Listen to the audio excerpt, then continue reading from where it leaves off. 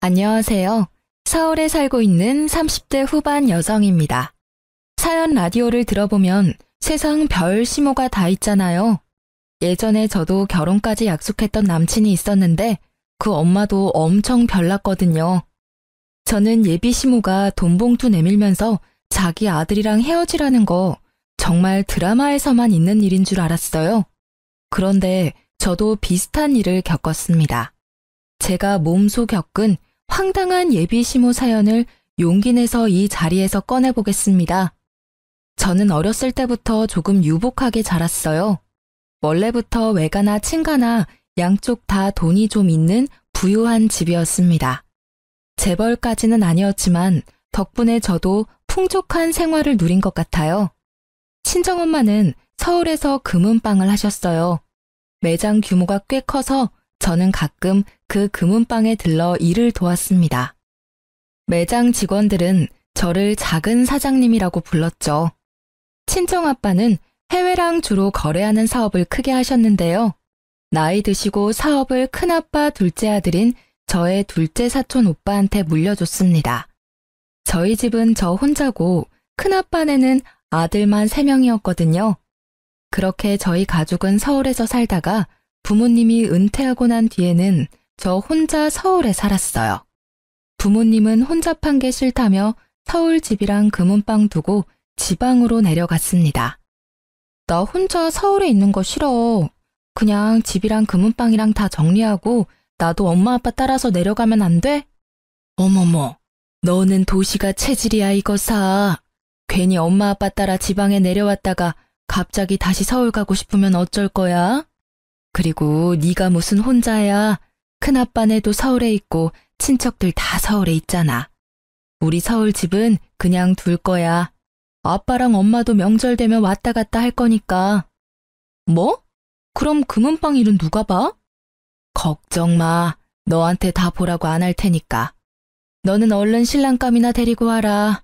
아니면 엄마가 선자리 알아볼 거야. 공기 꽉 찼는데 언제까지 엄마 아빠랑 있을래? 난 결혼하기 싫어. 그냥 지금처럼 이렇게 엄마 아빠랑 살면 안 돼? 딸아, 부탁인데 제발 그런 징그러운 소리 하지 마라. 치, 엄마도 좋으면서. 말로는 싫다 하면서 제가 막상 지방에 내려가면 부모님은 되게 반가워했습니다. 그런 부모님을 보러 저는 조금 자주 지방에 내려갔습니다. 서울 살 때는 동네에서 저희 집이 현금이 많은 집이라 소문나 있었습니다. 아무래도 갑자기 지방으로 이사 왔으니 그곳에서는 저희 집이 잘 사는지 아님 못 사는지 그런 걸 아는 사람이 주변에 없었어요. 그래서 저희 가족도 딱히 잘 사는 집이라 겉으로 티를 내지도 않았습니다. 그리고 사실 저는 그때 당시만 해도 재벌가 사람들과 돈 많은 집을 하도 많이 봐서 저희 집이 평범한 수준이라 생각했습니다. 그런데 지방에서 사귄 남친을 보고 저희 집이 잘 사는 편이라는 걸 깨달았죠. 부모님 따라갔던 지방에서 남자친구를 사귀게 된 저는 그때 서울보다 지방에 있는 시간이 더 많아졌습니다. 남자친구를 만나기 전에는요. 지방 집에 내려오면 부모님은 골프장이나 등산을 자주 가셔서 혼자 보내는 시간이 많았어요. 제가 서울에서는 전시회나 공연을 많이 보러 다녔는데 지방에서는 딱히 갈 곳이 없어서 근처 도서관을 자주 갔어요. 그때 남친을 도서관에서 처음 만났습니다. 전문직에서 종사하던 제 남자친구는 20대 후반에 한의사가 되고 싶어서 한의대를 다시 입학한 사람이었어요. 들어보니 남친 집은 그리 잘 사는 집이 아니라서 남친이 전문직으로 벌었던 돈으로 한의사라는 새로운 꿈을 꾸고 있었습니다. 그때 저에겐 그 사람의 모든 것이 충격이었습니다. 부모님이나 누구의 도움 없이 혼자 대학 공부를 끝내고 전문직에 종사한 것도 대단했지만요. 거기서 만족하지 않고 그렇게 본인이 번 돈과 또 시간을 투자해서 다시 대학에 입학하고 한의사를 준비하고 있다는 게 제게는 너무나 센세이션한 일이었죠. 그런 남자친구를 저는 옆에서 많이 챙겼습니다. 저와 비슷한 나이대이지만 저와는 전혀 다른 인생을 살고 있는 남친에게 엄청 끌렸거든요. 남자친구는 돈을 아낀다고 굶을 때도 많았고 시간이 아깝다며 굶을 때도 있었어요. 하지만 저는 그걸 절대 두고 볼 수 없어서 도시락도 많이 싸줬고 밥도 많이 사줬어요. 자기, 내가 밥은 꼭 챙겨 먹어야 한다고 그랬지? 벌써 시간이 이렇게 된 줄 몰랐네. 진짜 자기 몸 그렇게 혹사시키지 마. 세상에서 제일 비싼 게 건강한 몸이야. 건강 다 잃고 한의사 되면 환자들은 누가 봐? 알겠어. 미안해. 앞으로는 밥 잘 챙겨 먹을게.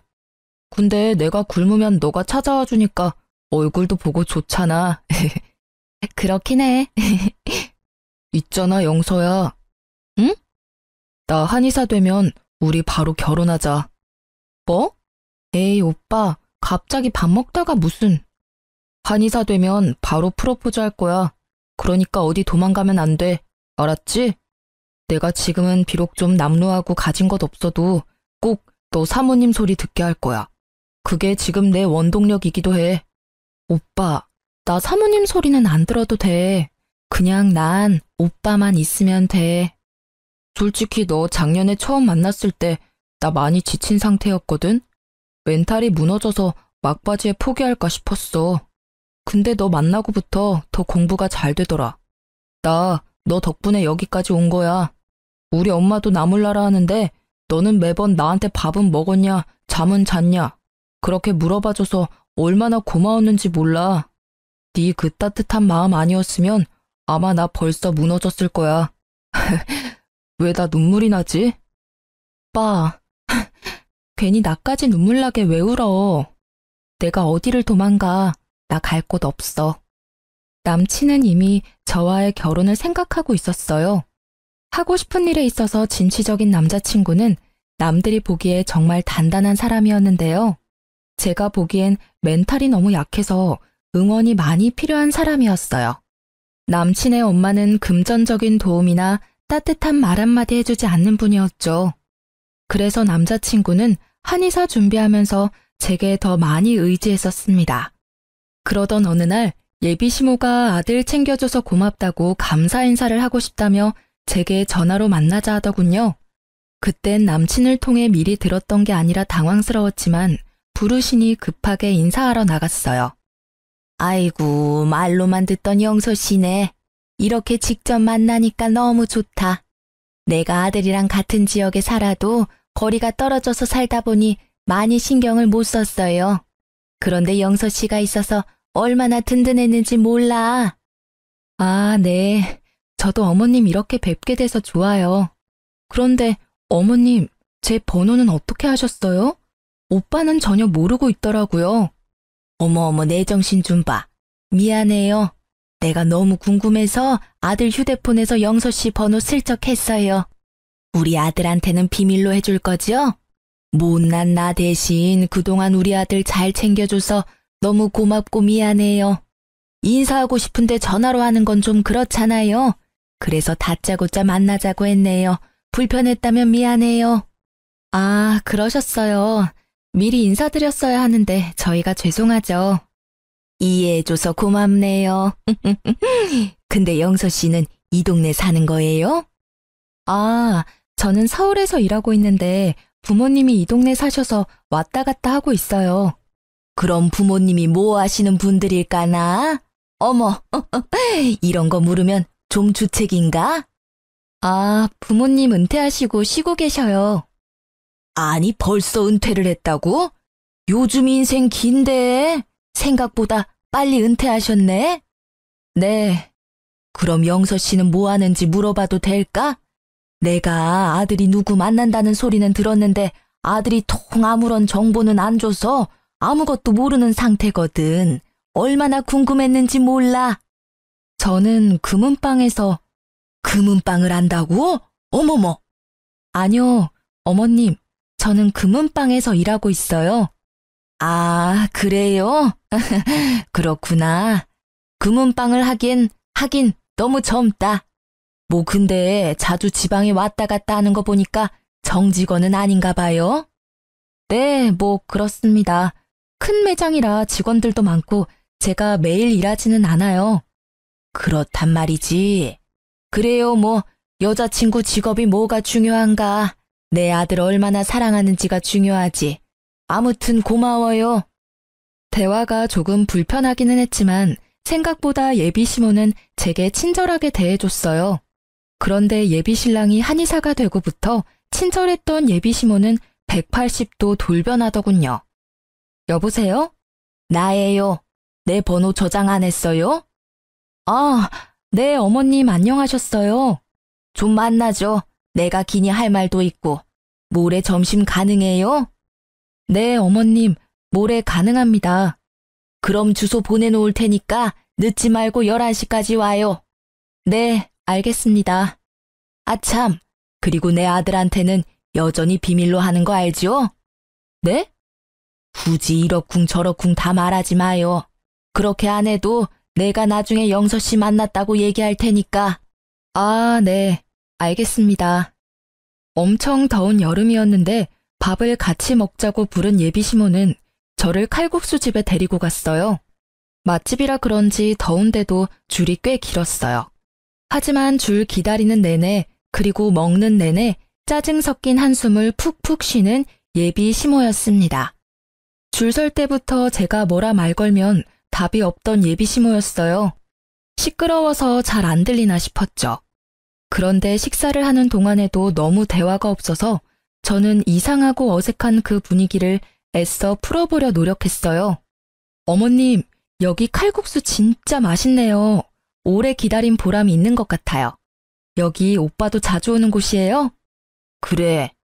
제가 용기 내서 말을 걸어봤지만 예비 시모는 냉랭하게 답하고 칼국수를 다시 열심히 먹더라고요. 저는 되게 무안했지만 그저 날씨 때문에 예민하신 거겠지 했어요. 아니, 에어컨 제대로 켜져 있는 거 맞아요? 먹다가 사람 실려가겠네. 그러다 갑자기 예비 시모는 식당 직원들에게 있는 짜증 없는 짜증을 다 내더군요.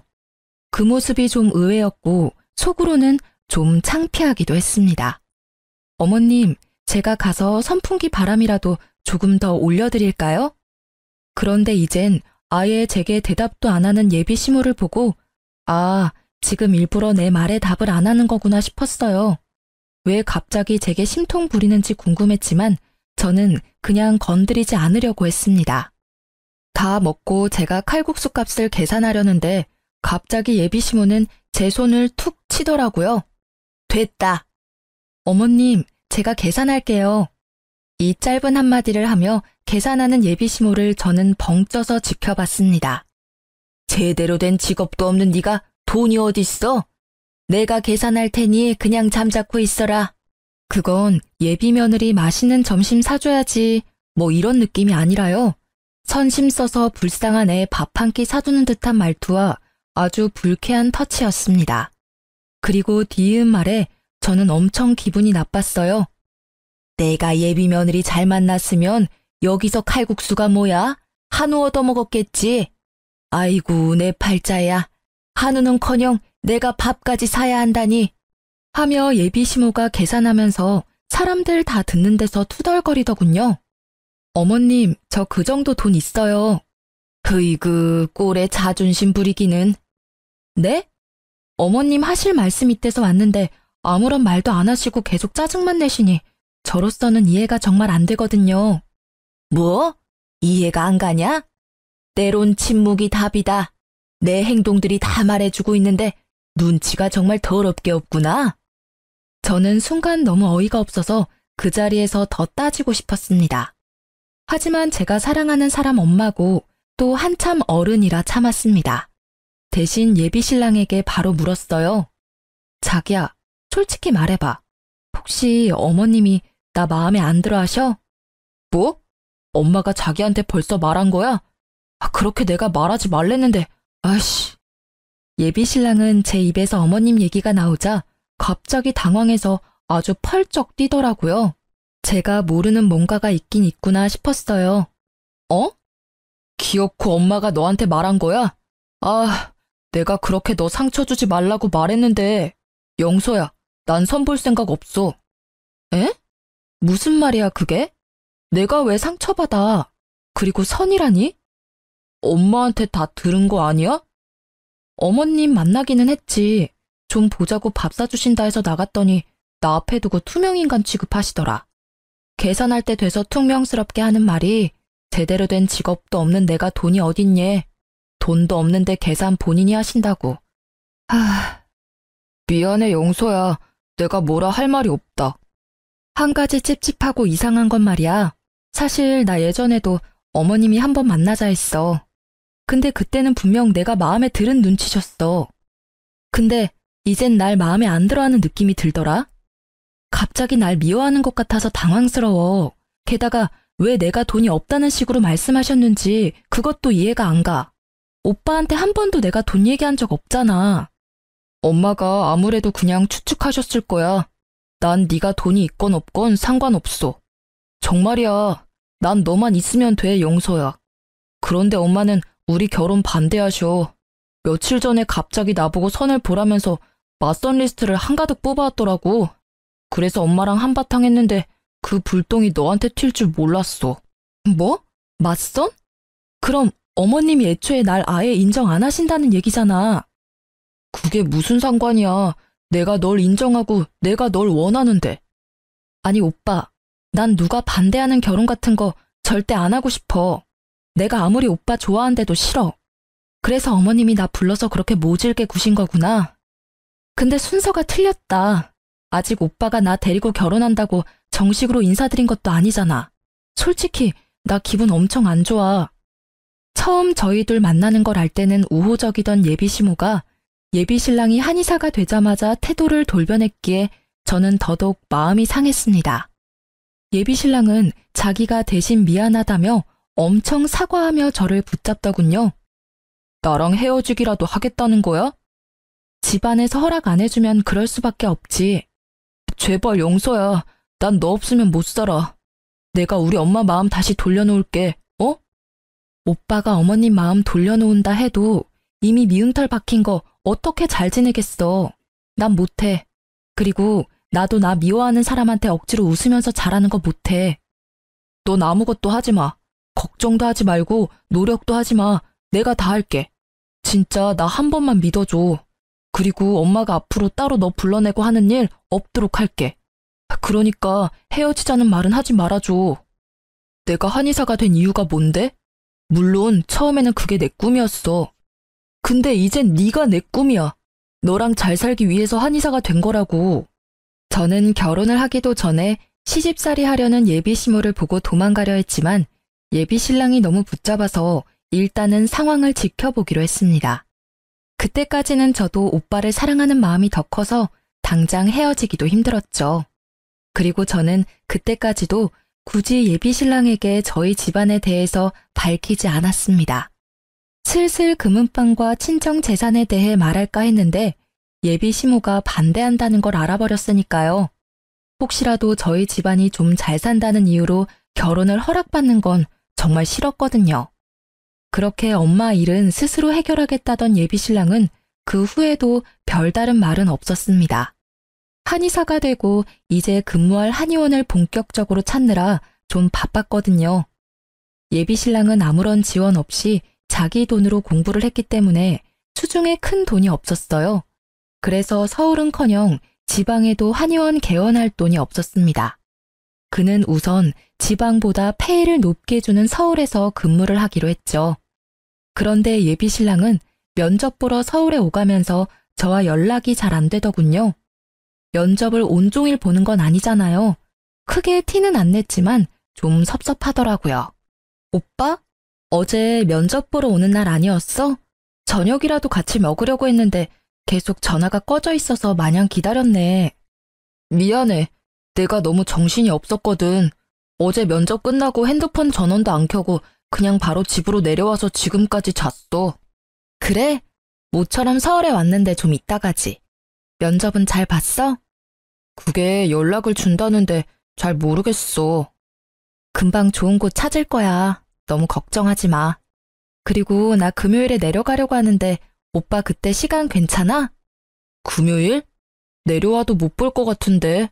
나 금요일에 또 2군데 면접 보기로 했어. 그래? 어느 동네? 아니, 어느 한의원인데 내가 일 끝나면 오빠 데리러 갈게. 영서야, 그게 나 면접 날은 좀 혼자 있고 싶어. 머릿속도 복잡하고 예민한 상태라 이해하지? 어, 무슨 말인지 알겠어. 그래도 연락 안 되면 걱정되니까 면접 보고 문자라도 꼭 남겨줘. 그래, 고마워. 저는 아무리 지방에 부모님 계신다 해도 남친을 보러 지방에 내려가는 날이 더 많았어요.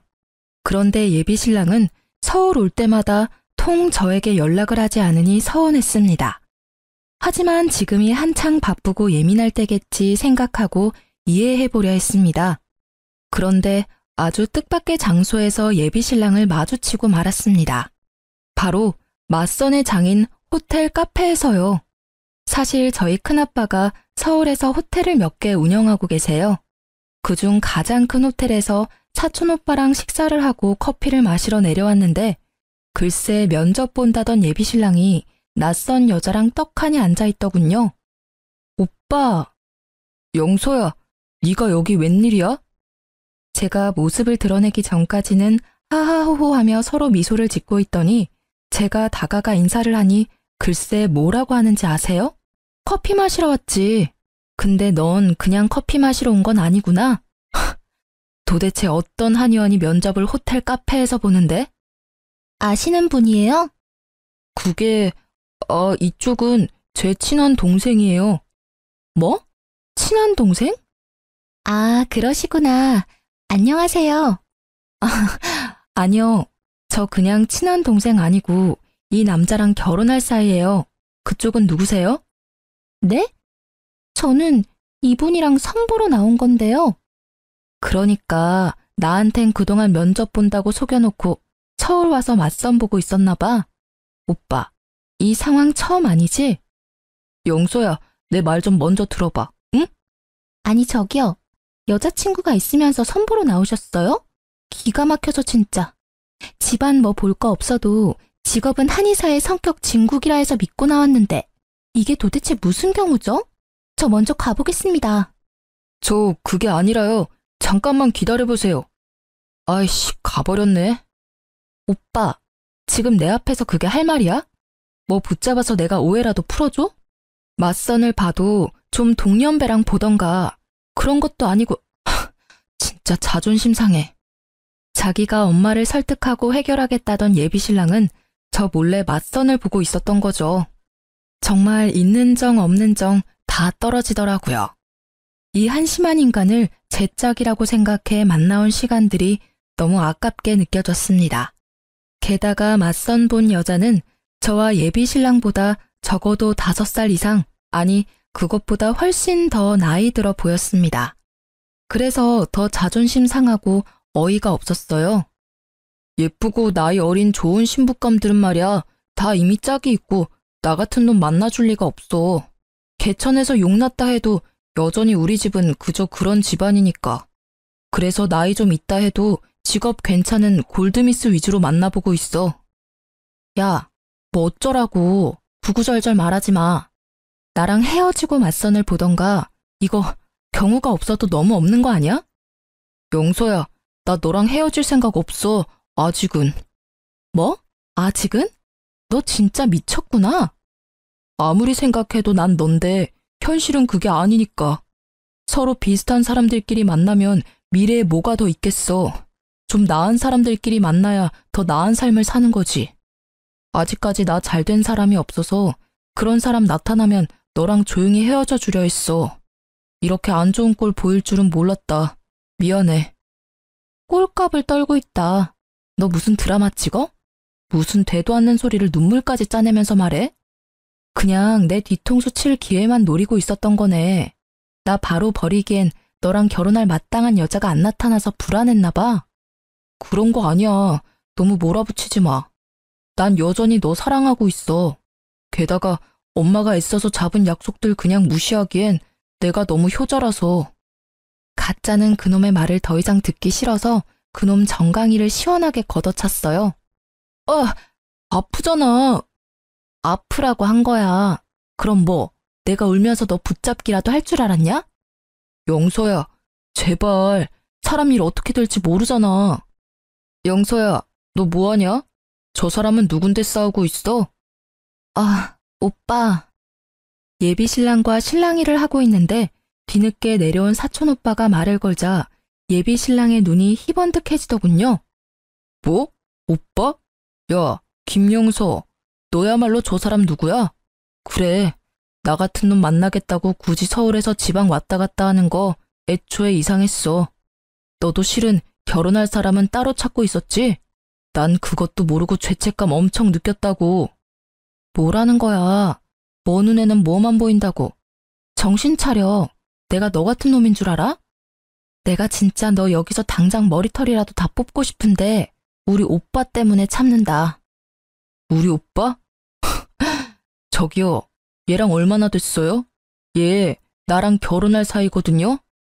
저기요, 뭔 상황인지는 모르겠지만 남의 호텔에서 소란 피우지 마세요. 당신이 뭐 이 호텔 주인이라도 돼요? 주인은 아니지만 뭐 곧 주인 될 사람이죠. 용서야, 이 사람 뭔데 너한테 소리를 질러대? 저런 찌질한 사람과 결혼할 사이라니. 아니지? 우리 아빠 알면 너 난리 난다. 오빠도 저런 인간한테는 우리 호텔 식장 못 내줘. 스토커 뭐 그런 거냐? 내가 경찰에 신고해줘? 아니야 오빠, 냅둬. 저러다 말 거야. 나 먼저 갈게 오빠. 나 계속 있으면 더 시끄러워지겠다. 그러니까 둘이 무슨 사이냐고. 얘가 내 사촌 동생인데 뭐 문제 있어요? 사촌이라고요? 그럼 이 호텔은? 우리 큰아빠 호텔이야 여기. 쪽팔리게 하필 왜 여기서 맞선을. 됐다. 다 끝났는데 뭘 더 얘기해. 제발 두 번 다신 보지 말자. 예비 신랑은 그렇게 얼이 빠진 상태로 호텔 경비원들에게 끌려 나갔습니다. 진짜 신고하지 마. 오빠. 더 귀찮게 굴면 내가 신고할게. 그리고 내가 얼마 전까지 만나던 사람 맞아. 어휴, 잘 정리해라. 어쩌다 그런 놈을. 그러게. 저는 사촌 오빠 앞에서 너무 창피했어요. 한편으로는 큰아빠한테 이 모습을 안 들켜서 다행이라 생각했고요. 아니 그런데 그놈은 쫓겨나서 그대로 간 줄 알았는데 낯짝도 두껍게 호텔 앞을 서성이며 저를 붙잡으려 하더군요. 영서야, 그러니까 여기가 큰아빠 호텔이라는 거지? 검색해보니까 여기 호텔 말고도 여러 군데 있던데 그게 전부 다 너희 큰아버지 호텔이야? 네가 뭔 상관인데요? 그럼 나 더 이상 맞선 안 봐도 돼. 너희 집이 아니더라도 너희 큰 집이라도 잘 살면 우리 엄마 분명 오케이 하실 거야. 아, 어디서 개가 짖나. 너 보던 맞선 계속 봐. 다 알게 된 이상 내가 왜 널 만나주겠어. 용서야, 나 정도면 괜찮지. 나 이제 한의사야. 그래, 한의사면 얼른 일할 한의원이나 구해. 너 지금 백수나 다름없거든? 우리 아빠가 예비사위 한의사 됐다고 한의원 개원해주려고 마음먹으신 분이야. 너 주제에 나 만나는 거 하늘에 감사했어야지. 근데 뒤에서 뒤통수나 치고. 큰아빠 잘 사신다니까 다시 잘해보자고? 아니 들켰으면 미안해하기라도 하던가. 이게 무슨 뻔뻔함이야? 아버님이 무슨 돈이 있어서? 혹시 아버님도 부자셔? 내 생각보다 너네 집 잘 사는 거야? 그렇게 저는 제 바짓가랑이를 붙잡으며 진실을 얘기해달라는 예비 신랑의 나머지 정강이도 있는 힘껏 차줬습니다. 똑같은 곳 맞았다며 땅을 대굴대굴 구는 그 모습에 어이가 없어 웃음이 터지더군요. 아무것도 없을 때 곁에 있어준 연인을 배신한 배은망덕하고 한심한 그놈, 지금 생각해도 소름 끼치고 화가 나네요. 그러고 충격받은 지 며칠 지나지도 않았는데 때마침 예비 시모에게 연락이 오더군요.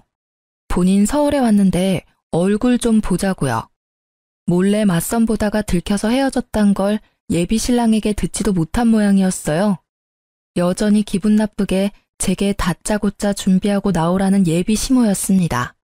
저는 이제 결혼이고 뭐고 다 엎어진 마당에 그 아줌마가 뭐라고 하는지나 들어보려 했어요.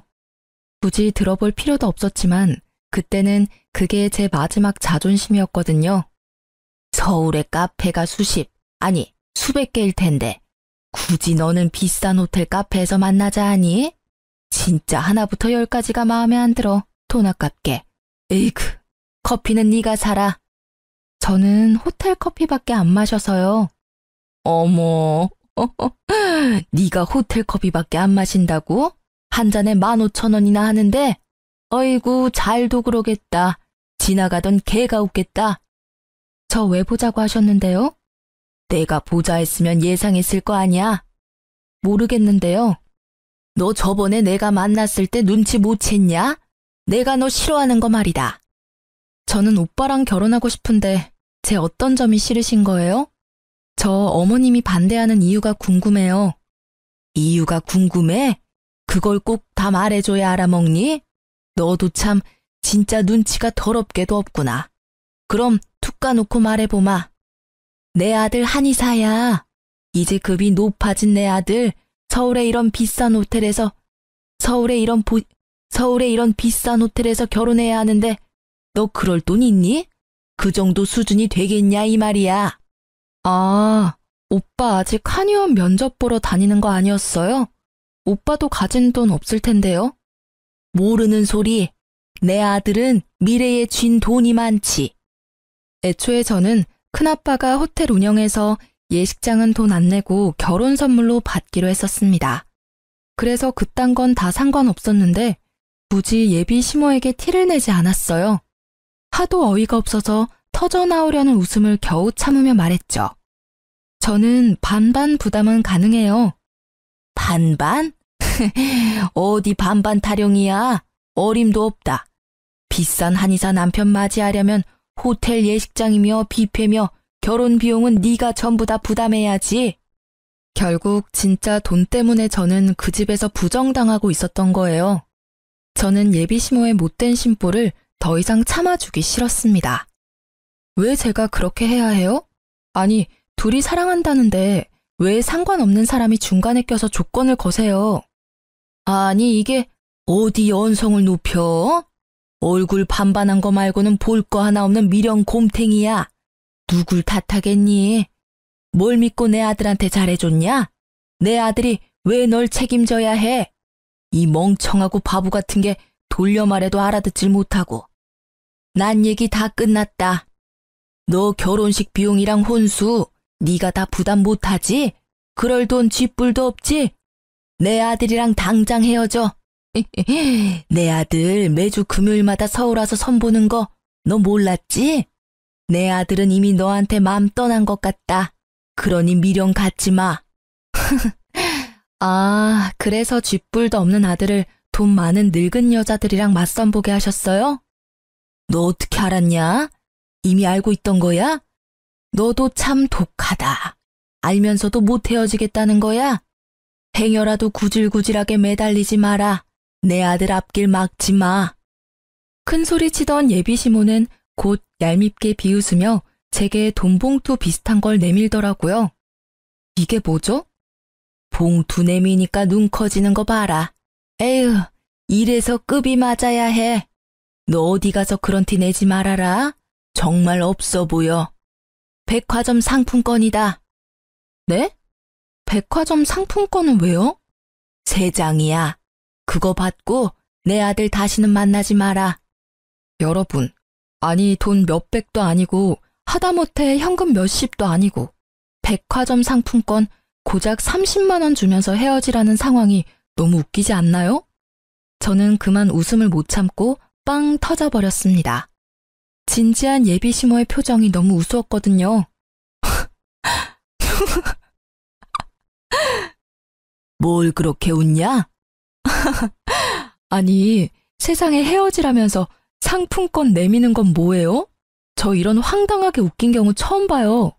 저는 일부러 크게 비웃었고 제 목소리에 호텔 카페에 있던 사람들의 웃음도 하나 둘 터졌습니다. 그러자 얼굴이 벌겋게 타오른 예비시모는 제게 남은 커피를 뿌리려고 하더군요.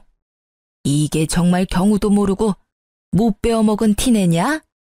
저는 그런 예비시모 팔목을 잡고 세탁 비용 감당할 수 있냐고 물었어요.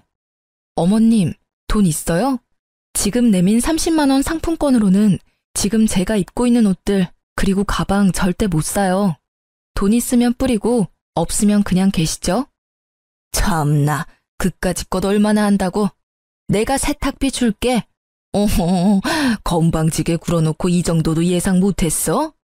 예비 시모는 통쾌하다는 듯 웃으며 제게 커피를 그냥 뿌려버리더군요. 네, 좋아요. 이렇게 나오신다 이거죠? 저는 오케이 하며 곧바로 경찰에 신고했습니다. 신고하면 내가 무서워할 줄 알고? 어머, 괜찮으세요? 사장님께 전화드릴까요? 멀리서 잠자코 지켜보던 호텔 직원은 고맙게도 달려와 제게 괜찮냐며 얼굴에 튄 커피 먼저 닦아줬어요. 평소에 제가 잘 아는 직원이었죠. 아니요, 절대 전화하지 말아주세요. 미안해요. 이거 치우려면 고생이겠어요. 이 아줌마한테 꼭 변상하라 하세요. 네, 알겠습니다. 위에서 쉬고 계시면 갈아입을 옷 가져다 드릴게요. 직원들이 여럿 제게 몰리자 예비 시모는 어리둥절해 하더군요. 아니 저기요. 사장이랑 얘랑 도대체 뭔 사이인데 전화를 해줘요? 옷은 또 왜 준비해주고? 다 호텔 서비스예요? 네? 이분이 사장님 조카분이시니까요. 뭐라고요? 얘가 여기 호텔 조카라고요? 왜요? 이제 어머님 며느리감으로 탐나요? 그럴 리가 없지. 아가씨, 그 말이 진짜예요? 저 오빠 사무실에 올라가 있을게요. 이 아줌마 더 소란 피우면 큰아빠 말고 그냥 오빠한테만 말해주시겠어요? 큰아빠가 알면 저 엄청 혼나요. 제가 경찰에는 신고해뒀어요. 네, 알겠습니다. 일부러 큰아빠라는 말을 강조하고 저는 예비 시모에게 얄밉게 눈인사를 했어요. 잠시만 영서야. 아니, 영서씨 기다려봐요. 우리 얘기 다 안 끝났잖아. 그렇게 저는 예비 시모를 한 방 먹이고 가방이며 옷이며 다 커피 얼룩이 져서 300만 원 넘는 세탁 비용을 그 아줌마에게 고스란히 청구했어요. 예비 시모는 청구한 비용을 보자마자 어디 늙은 사람한테 사기를 치려 하냐며 전화로 엄청 따지더라고요. 아니, 30만 원도 아니고 300만 원? 장난해? 네가 입은 게 뭐 얼마나 비싸길래 돈 가지고 말도 안 되는 장난을 쳐. 뭐 호텔도 네 큰아빠가 사장이지. 너희 아빠가 사장이야? 어디 되도 않는 장난질이야? 제가 그날 입었던 옷, 가방, 구두 다 새로 사려면 300만 원 그 이상인데요. 아줌마 돈 없는 거 아니까 인심 써서 특수 세탁 비용만 청구했어요. 거기엔 제가 느낀 모욕감이나 뭐 기분 나빴던 그런 건 하나도 포함 안 시킨 금액인데 그것까지 포함시켜줘요? 참나, 웃기는 소리 하지 마라. 난 절대 그 돈 못 줘. 준다 해도 30만 원이 딱 내 마지노선이야. 알아서 해라. 그리고 참고로 30만 원은 그때 그 상품권으로 줄 테니까 알고 있어라. 저한테 커피 들이부으려고 할 때 분명히 제가 말해드렸잖아요. 그때 참으셨어야죠. 잘못은 아줌마가 해놓고 왜 이렇게 뻔뻔하시죠? 그리고 그때 15,000원 커피값도 계산 안 했던데요. 제 커피값 빼고요. 300만 원 플러스 당신이 나한테 부은 커피값 15,000원까지 더해서 이번 주까지 입금하세요. 아님 합의는 없어요. 콧방귀 끼던 예비 시모는 경찰 조사 받으면서 뒤늦게 제가 입은 옷이며 가방이며 다 명품인 걸 알고 놀랐다 하네요. 큰 로고가 새겨진 제품들이 아니라 명품인 걸 몰랐던 거예요. 예비 시모는 다시 꼬리를 내리고 돈 없다며 제게 싹싹 빌더군요. 영서씨, 내가 몰랐어. 그 정도로 비싼 물건들인지 몰랐다고. 알았으면 내가 그런 짓을 했겠어? 예정을 생각해서라도 한 번만 봐줘. 늙은 내가 명품에 대해 뭘 알겠어. 들어보니까 명품이 아니면 그랬어도 됐다는 말씀이시네요? 그게 아니라. 됐어요. 아줌마 돈 없으면 한의사 아들한테 청구하면 되죠. 제가 맘껏 비웃으니 결국 예비 시모는 아무 말 못하고 전화를 끊더군요. 결국 세탁비는 그 아들에게 잘 받았습니다. 그렇게 저는 그 집과 연이 끝난 줄 알았어요. 그런데 예비 시모였던 그 여자는 그 일이 있었는데도 불구하고 자기 아들 제발 한 번만 용서하고 만나달라며 제게 매일같이 연락이 왔어요. 영서씨, 바깥 사돈분이 우리 아들 한의원 열어준다 하셨다며? 아니 그걸 왜 이제야 말해? 그동안 내가 섭섭하게 해서 미안해. 응? 우리 얼른 날 잡고 상견례부터 하자. 결혼하면 내가 정말 잘해줄게. 집안일 살림 다 해주고 반찬도 다 해다 바칠 테니까 우리 아들 좀 다시 만나봐. 맞선 본 건 내 아들 의지도 아니었잖아. 다 뭣도 모르는 무식한 엄마가 시켜서 한 거였어. 내 아들은 아무 잘못 없으니까 제발 눈 딱 감고 한 번만 내 아들 받아주면 안 될까? 아줌마, 내가 왜 아줌마 아들을 다시 만나요? 이미 다 끝났는데 이렇게 연락하지 마세요. 참 염치도 없고 창피함이라는 걸 모르는 집안이지 않습니까? 저는 개무시했습니다. 제가 연락을 더 이상 받질 않자 예비 시모였던 그 여자는 저희 엄마 금은방까지 찾아와서 절 찾았다고 합니다. 다른 직원분에게 들은 이야기대로 말씀드리자면요. 어서 오세요. 여기 김영서 씨 일하는 곳 맞죠? 네. 아니 그런데 누구신데 그러세요? 영서요, 김영서. 내가 아는 사람이라 좀 만나러 왔는데 오늘 출근 안 했어요? 영서라면 사장님 딸이요? 작은 사장님은 매일 안 오시고 가끔씩 오세요.